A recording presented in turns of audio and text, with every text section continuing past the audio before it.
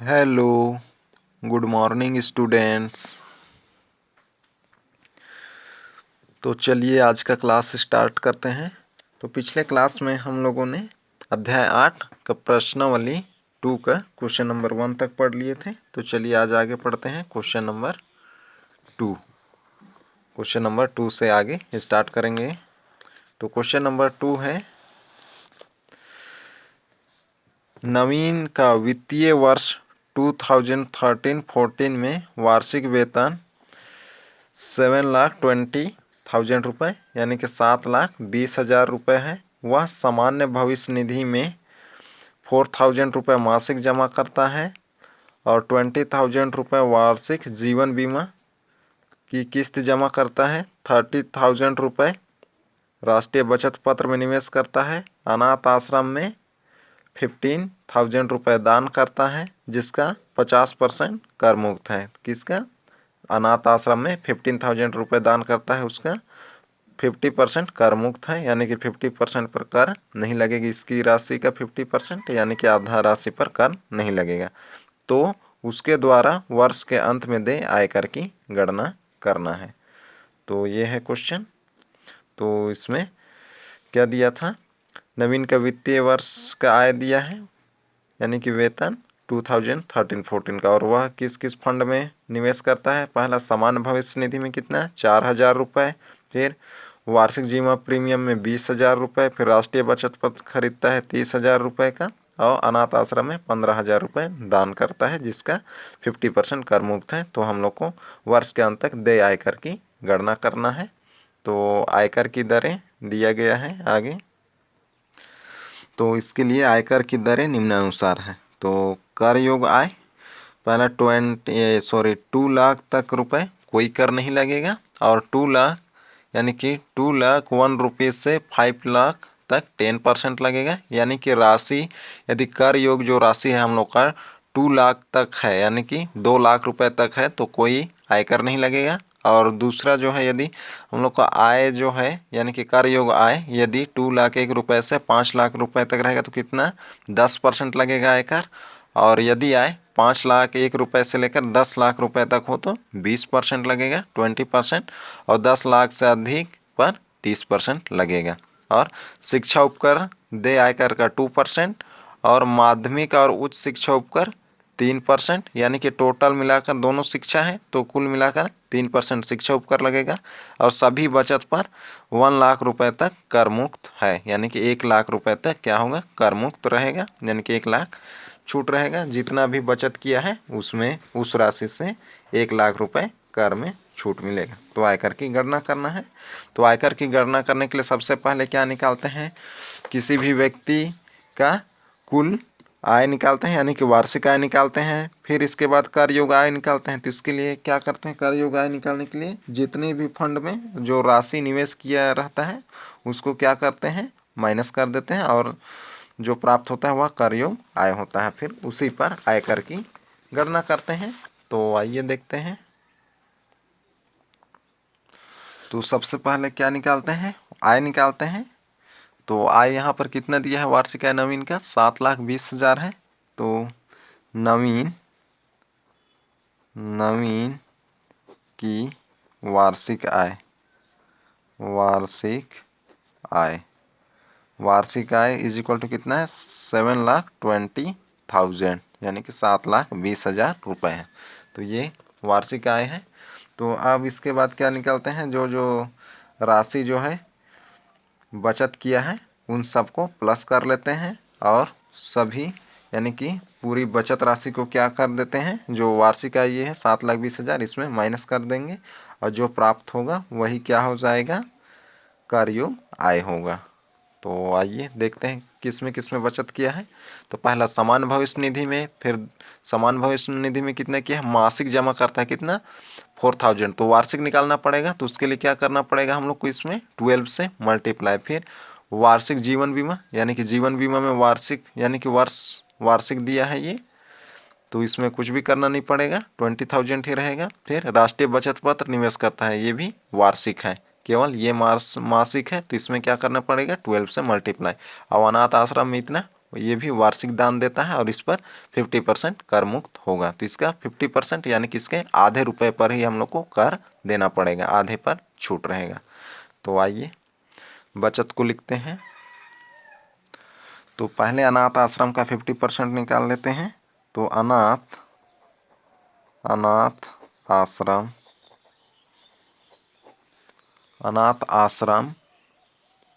में दी गई राशि। तो अनाथ आश्रम में दी गई राशि पर 50% छूट था, तो इसका 50% निकाल लेंगे। तो 15,000 था, ये हो गया। तो इस पर क्या था, 50% कर मुक्त था, तो 15,000 का 50% निकाल लेंगे। तो 15,000 यानी कि 50,000 इकाई, दहाई, सैकड़ा, हज़ार, 10,000, लाख, ज़्यादा हो गया तो एक नहीं रहेगा, रुपए का 50%। तो इसका 50% निकाल लेते हैं। तो इज इक्वल टू क्या हो जाएगा, तो 50% कर मुक्त, 50% कर मुक्त, तो इज इक्वल टू हो जाएगा 15,000 मल्टीप्लाई 50/100 हो जाएगा। तो इज इक्वल टू कितना आ जाएगा, यहाँ से 2 जीरो, यहाँ से 2 जीरो, मल्टीप्लाई कर देंगे तो कितना आ जाएगा 7,500 रुपये। तो इस इतने राशि पर कर लगेगा, यानी कि इतना राशि छूट होगा तो इसको क्या कर देंगे, वार्षिक आय में माइनस कर देंगे, तो वही उसका शेष वार्षिक आय होगा। तो अतः शेष वार्षिक आय, तो शेष वार्षिक आय इज इक्वल टू क्या हो जाएगी, इसमें माइनस कर देंगे। तो 7,20,000 माइनस 7,500, तो माइनस कर देते हैं। तो माइनस कर देंगे तो कितना आ जाएगा, 7,12,500 रुपये। तो ये है वार्षिक आय। तो शेष वार्षिक आय कितना हो गया उनका, ये 7,12,500 यानी कि 7,12,500 रुपये ये वार्षिक आय है। तो अब कर में कर हेतु छूट जमा की गई धनराशि निकालेंगे। तो इतना समझ गए। अब कर छूट हेतु जमा की गई राशि। तो कर छूट हेतु जमा की गई राशि निकालेंगे। अब यहाँ पर पहला किस में जमा किया था, पहला जो है वह सामान्य भविष्य निधि में। तो सामान्य भविष्य निधि, तो सामान्य भविष्य निधि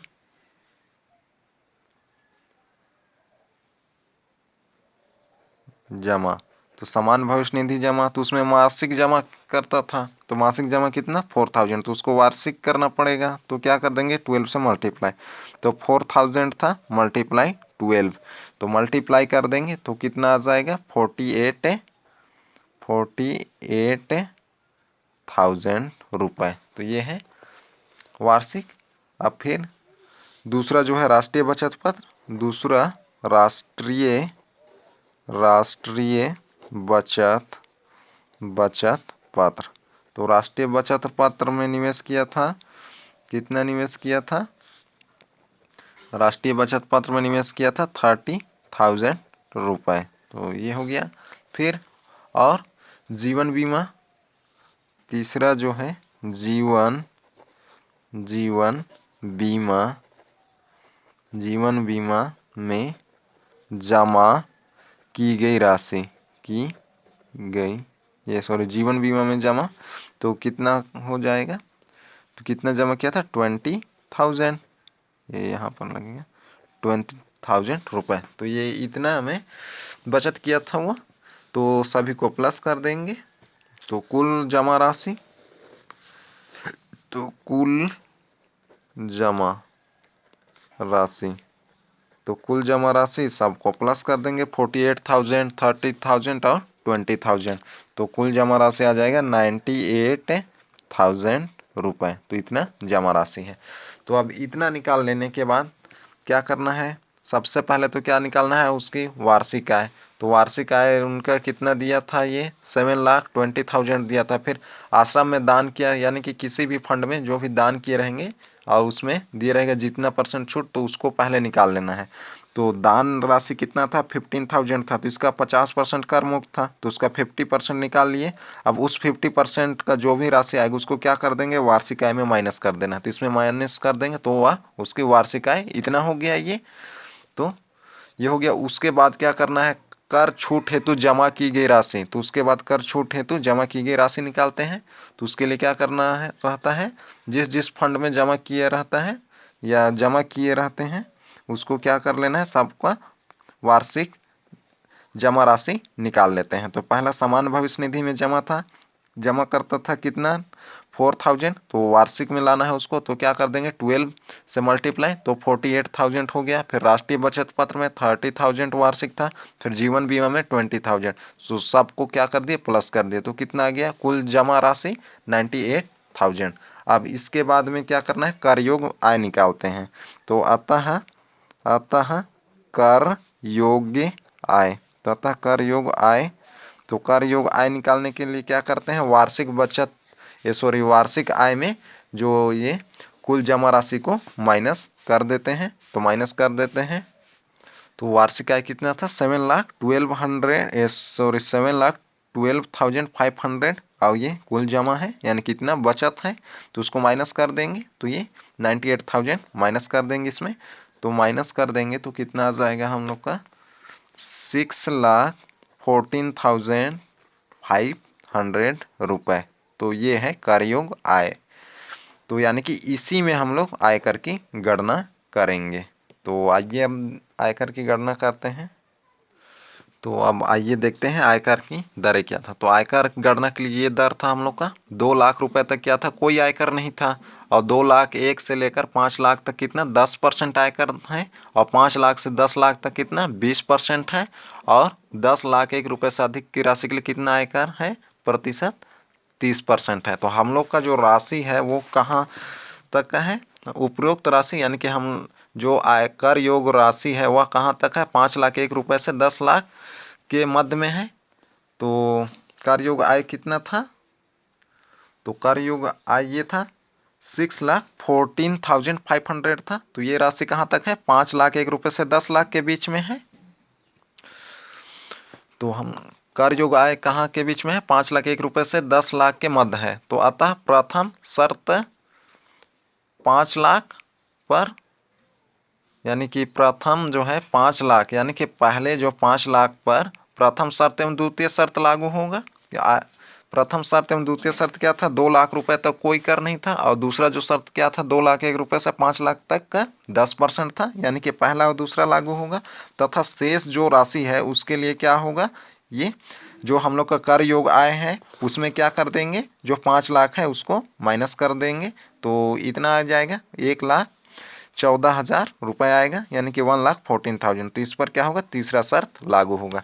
तो सबसे पहले तो इसमें क्या देखना है कि हम लोग का जो कर योग्य आय है वह किसके किसके बीच में है। तो हम लोग का जो कर योग्य आय है किसके बीच में है, 5 लाख 1 से 10 लाख के बीच में है। यानी कि कहाँ तक गणना करेंगे हम लोग, 20% तक का गणना करेंगे। तो सबसे पहले तो क्या करेंगे, जो 5 लाख से कम यानी कि 2 लाख तक का कोई कर नहीं लगता है। फिर जो राशि 2 लाख से 5 लाख तक का है उसके लिए करेंगे। फिर 5 लाख से 10 लाख है उसके बीच करेंगे। तो आइए देखते हैं। तो पहला जो है आयकर की गणना करेंगे वह किसके लिए, 2 लाख रुपए तक का, 2 लाख रुपए 2 लाख रुपए पर आयकर। तो 2 लाख रुपए पर आयकर कितना था, कोई कर नहीं था, कोई कर नहीं।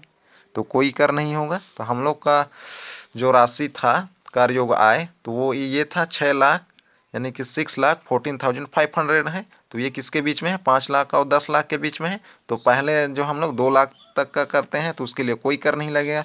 फिर आगे क्या है, 2 लाख 1 रुपये से 5 लाख तक का है। तो उसके लिए गणना करने के लिए क्या करते हैं, जो 2 लाख से 5 लाख है तो उसके लिए क्या करेंगे, 5 लाख में 2 लाख को माइनस कर देते हैं, फिर जितना भी राशि आएगा उसका क्या निकाल लेते हैं, 10% निकाल लेते हैं, क्योंकि 2 लाख 1 रुपये से 5 लाख तक का कितना है गणना, आयकर की दर 10% है। तो इसलिए तो ये हो गया 2 लाख रुपए तक का कोई आयकर नहीं है। अब प्रथम 5,000 पर, अब प्रथम 5 लाख पर प्रथम 5 लाख रुपए पर, तो उसके लिए क्या करते हैं, जो 5 लाख है यानी कि 5 लाख है, तो 5 लाख है तो इसमें क्या कर देंगे, 2 लाख को माइनस कर देंगे। ये इस तरीके से करना है। तो इतना समझ गए, इज इक्वल टू इसका का 10%, तो इसका 10% निकाल लेना है। तो इस तरीके से करना है। तो अब इसका 10% निकालेंगे तो पहले तो माइनस कर देते हैं, तो माइनस कर देंगे तो कितना आ जाएगा, 3 लाख आएगा। 3 लाख का 10%, तो इसका 10% निकाल लेते हैं, तो 3 लाख मल्टीप्लाई 10/100, तो ये हो जाएगा। इसको सरल कर देंगे, तो सरल कर देंगे तो कितना आ जाएगा, यहाँ से 2 जीरो से ये 2 जीरो कट जाएगा, तो कितना आ जाएगा, 30,000 आएगा, 30,000। तो ये हो गया रुपए, कहाँ से कहाँ तक का, प्रथम 5 लाख पर। फिर हम लोग का जो कर योग जो आय है वो कहाँ से कहाँ तक का है, 5 लाख से 10 लाख के बीच में है। तो हम लोग का कर योग आय ये है। तो अब इसमें किसको माइनस कर देंगे, जो न्यूनतम जो 5 लाख से 10 लाख के बीच है, तो किसको माइनस करेंगे, 5 लाख को माइनस करेंगे।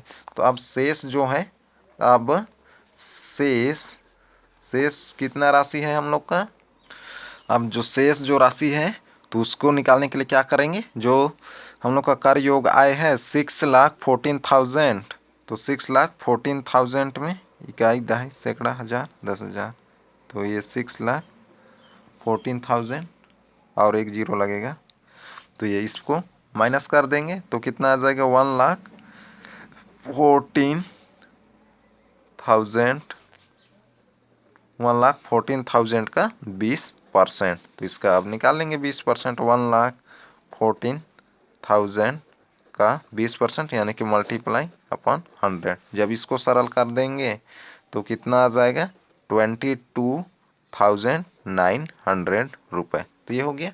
तो इस तरीके से करना है। ये अब कुल आयकर है तो उसके लिए अब कुल आयकर निकाल लेंगे, उसके लिए क्या कर देंगे, इस तीनों को प्लस कर देंगे।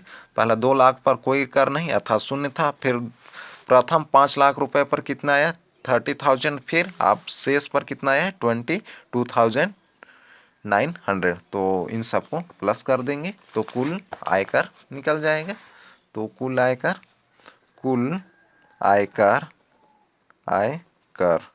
तो इज इक्वल टू क्या कर देंगे, प्लस कर देंगे, 0 प्लस यानी कोई आयकर नहीं था पहले के लिए तो 0, फिर दूसरा 30,000, तो ये 30,000 प्लस 22,900, तो सबको प्लस कर देंगे तो आ जाएगा 52,900 रुपये, तो ये कुल आयकर है। अब इस पर कितना देना है, 3% शिक्षा उपकर देना है इसका, तो इसका 3% निकाल लेंगे। अब दे